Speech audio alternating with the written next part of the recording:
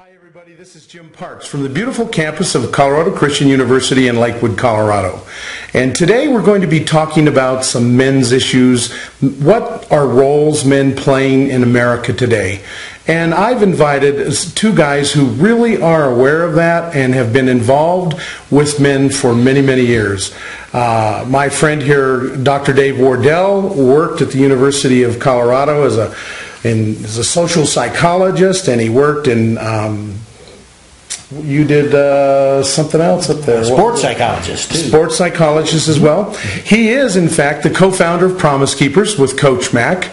And Dave Vega is a very good friend of mine, and the three of us worked at Promise Keepers going on excess of 11 years. Dave's thing at Promise Keepers were having men being in relationships with each other so that, number one, they would be good fathers, that they would show up in the home and they would love their kids and they would demonstrate what it is that a godly man is about. The other thing that he was really focused on is, how can I be with my wife and be the best man that I can be so that we can grow in this relationship in a way that's significant, will have great impact on our kids. He developed many programs and was involved on a one-on-one basis with the people who worked that out. In fact, Dave Vega and myself, we were in field ministry, and we worked with, and primarily Dave worked with both pastors and men in the church to establish relationships and men ministries so that we could walk these things out. During that period of time, significant things happened within Christendom in the United States primarily, and interestingly enough, social psychology books in America today as well as sociology books frequently cite the men's movement of Promise Keepers. They talk about it as a phenomenon that changed the perspective of men in the country. Today we're going to talk about what's going on with men in America today. It's an interesting piece. The media really tries to define what men are. They shape the way they think men are. And the Wall Street Journal just this past week had an article inside of it where it talked about men's sitcoms from the 50s, 60s, 70s, and 80s, 90s, and up to 2000, all illustrating how men really are just goofy kind of guys at home and really not involved in anything that's going on. And they're kind of there, but they're not. Just this last week in the Denver Post, there was an article about Tim Tebow. And the author was interviewing a couple of young women who were enamored by him.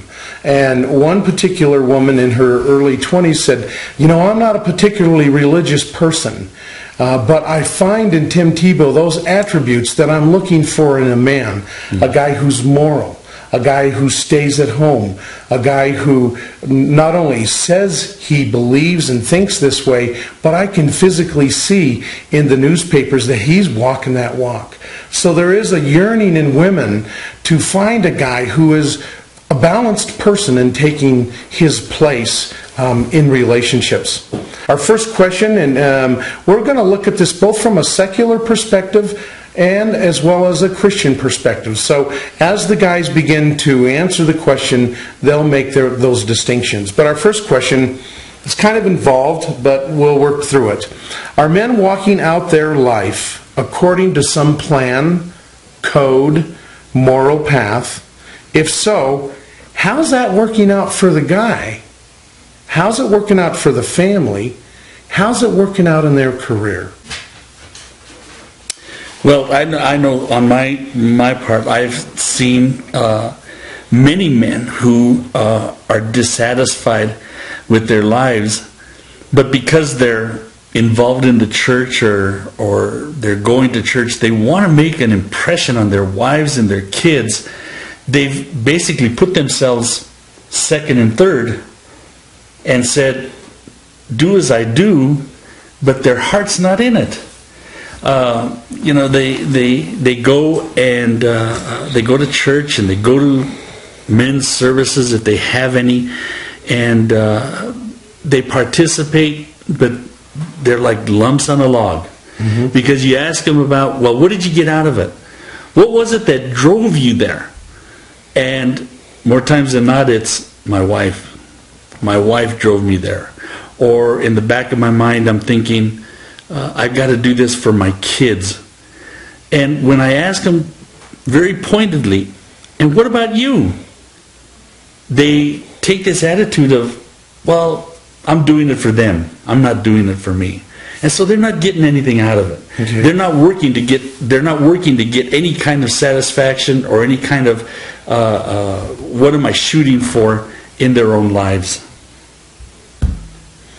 So you're seeing guys that really aren't participating in the church other than someone's expectation. Yeah, they're just showing up. That's it. Okay. And so in terms of what does that look like in the family? Well, it's got to be frustrating. I think to myself, if I were just to go to church, to punch a clock, and I'm not getting anything out of it, how frustrating of a life can that be? Ultimately, something's got to explode. Mm-hmm. That can't stay deep-seated in here forever, because, and maybe that's going to result in spousal abuse, child abuse, or the guy just finally saying, I've had it, and he walks out. Mm-hmm. So career-wise, for the Christian guy, how does the participation in church work out that way for him? Well, they're not. A lot of these guys aren't happy at work. I think that all stems from all that also. That is just, if they're not happy, if they're not being fulfilled spiritually, they don't know how to find that spiritual fulfillment. They're not happy at home. I think it carries over into the workplace. Mm-hmm. Guys, I ask guys, do people know that you're a believer? Well, we really don't talk about that kind of stuff. Mm-hmm. And so they're not satisfied. These guys, it's no wonder that in the church, guys are walking away from their families because they're not satisfied. If they were happy, they would be able to do something about it. Well, Dave, in light of some of Dave Wardell, in light of what Dave Vega has said, we're going to focus on the church and a Christian perspective here for right now. What are your thoughts on that? I have to divide into two areas. The secular, what drives a man, I think, is money. I think it's job, and it's status. What drives a Christian man should be Jesus, should be his family, should be serving others toward Christ, and should be the church. Yet Dave hit the mark exactly some of the problems they're facing. Very few men that I know of are accountable to other men. And when you aren't accountable, you have no one to get, as Coach Bill McCartney used to say, someone to get into your mustache. Mm-hmm. They watch your life, and very few will give other men permission to watch their life and say, look, in a joking way, look, Shorty, you need to be at home more, less at your job, more time with your kids. We don't have someone like that in our life. And when you don't, you'll go your own way. Otherwise, to the point where no two are left together. You're down just to what you feel is important, rather than saying, I've got 15 accountability brothers that build into my life, call me on a regular basis. I have a guy, John Scaife, up in Michigan. He'll call, and I always know it's him. I pick up the phone, hello, Wardell, are you pure? And he's serious. It isn't a joke. And I say, well, yes, I'm trying to be. And how's Carolyn? You treat her? You need men like that do get in your mustache, that get into your lives. They love you enough to tell you where you're struggling. So that's just an opening perspective mm-hmm. of something I see overall. Now, how do we deal with that? Right. One of the ways I know that we deal with it, we have a very good friend. He was at Promise Keepers as well, and his name is Ray Villapando. Great guy. He's a comic beyond belief. But one of the things, he used to be the state director for Colorado, and one of the things that he used to say to communicate to guys, what does it mean to be in relationship? And this can fit not only in the Christians' environs, but also in the secular world. Guys are not willing to be vulnerable with each other, like what Dave was just talking about. There are some reasons why. If we were to take a bunch of guys and put them inside the Pepsi Center here, where the Nuggets play and the Avalanche play, if we put 15 guys and let them go in there with no one else in there, they would sit 2 and 3 seats apart. For men, distance is safety, and men desire and go for safety. They will hold another one back from knowing, I'm not being pure, and I'm not going to tell Dave because he's going to get in my face. For women, if we were to take 15 women and put them inside the Pepsi Center and leave them for an hour, probably at the end of that hour, most of those women would know each other's names. They would have introduced each other. They would have talked about their kids. They would have talked about relationships that they're having with their husbands. There would be lots of things going on.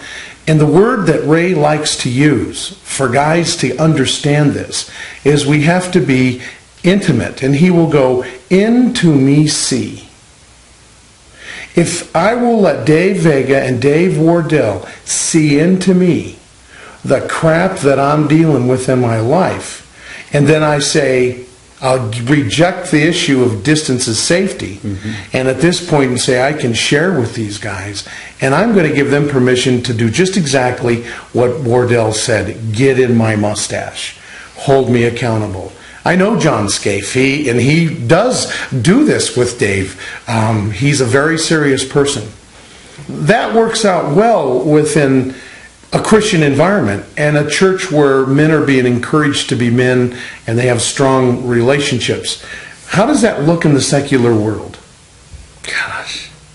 Well, I think there are a lot of men's groups around, but those men's groups are centered around happy hour. They're centered around night clubbing. They're centered around sporting events, which, it's okay. You can be, part of some of that. But the thing is that they're trying to mask what's going on in their lives. They're not willing to open up. The guys just, that's our nature. That's how we're wired. We don't want to let anybody in, because we're trying to play the alpha dog. And if I let you in, all I've done is taken second place in this group, and guys don't want to do that. Yeah. Now, added to that is technology. Guys will come home and they'll again hit the computer immediately. Or now we have all the technology. The other day I found out what a Kindle is. And I'm thinking, well, 5-year-old kids know what that is, along with all the other iPods and so on. But when we come home, our first order of business should be, I think, to spend time with our wife. If we're married, spend time with our kids. I had a gal one time say this. She said, I hear you're part of Promise Keepers. And I said, yes, ma'am. She said, my husband went to that. And I said, well, we did? And she said, yeah. He would never talk to me before. He would come home, open up the paper, whatever. He said, what did you do to him? I said, I have no idea. I said, he comes home now, he puts the paper down, he talks to me, he plays with the kids. And she said, if that's a movement of Promise Keepers, I'm going to send every guy on this block, whatever it costs, to experience what you're teaching men how to become godly men. You see, a man's man is not a macho man. He's a godly man, just what Dave's talking about. And there's a difference, but to get to that point, it doesn't happen through osmosis. It happens because we're trained up by another Christian man, a mentor that comes into our life. One other thing, then I'll turn it over. Dr. Howard Hendricks had a perfect model for this. He said every man needs 3 types of men in life. A Paul, a Barnabas, a Timothy. A Paul is an older man, a mentor that spiritually trains us up. Second, we need a Barnabas, a soul brother, an accountability that loves us, but he's not impressed by us. And thirdly, that's key. Thirdly, we need a Timothy. That's or we need to be a Timothy, where we train up first our children, our grandchildren, and those out there spiritually. And otherwise, that does give us a purpose in spreading Jesus to the masses. Right. There's a lot of material in there, and that particular verse is a chord. Well, how does it go? A three strand is not quickly broken. A cord of 3 strands is not quickly broken. It's been significant in my life, and I know both these gentlemen